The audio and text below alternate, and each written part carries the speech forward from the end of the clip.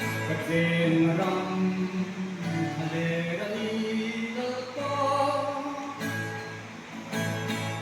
Hen chunne lungai natin Adia ko chan ram chunne du Lalpai ne na umren payu Try my Kadima Samanthe Iyan and Hakin Kalo Tu Itamuana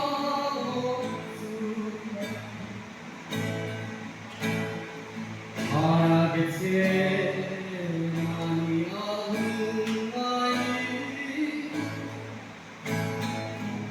Tan bên tuy tu răng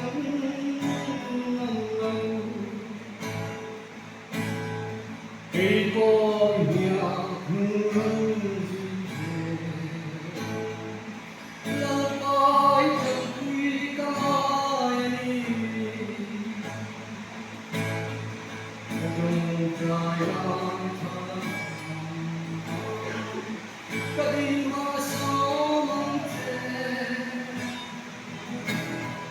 Iyan and Hakin Kalo Tu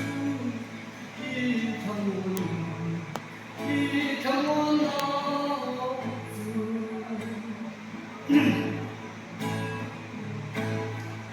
Wai chumpa den moi takuma Takin tin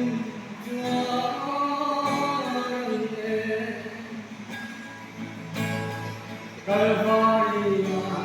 Moirun Filturun Atamin Puyan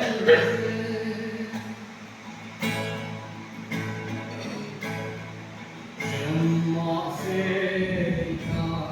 Kalilata Dan Turin Puyan Kahun trong ta đi làm cho mình đi khiêng đi mang xe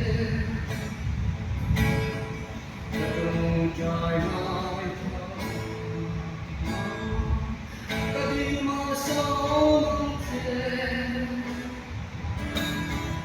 đi lên Hakin Kalo Tu Itamuana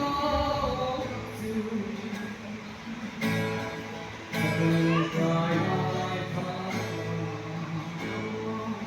Kadima Samanthe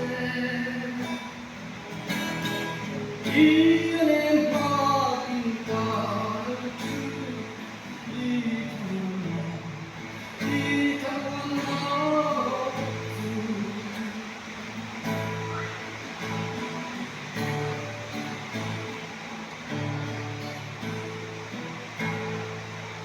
Pangalan ng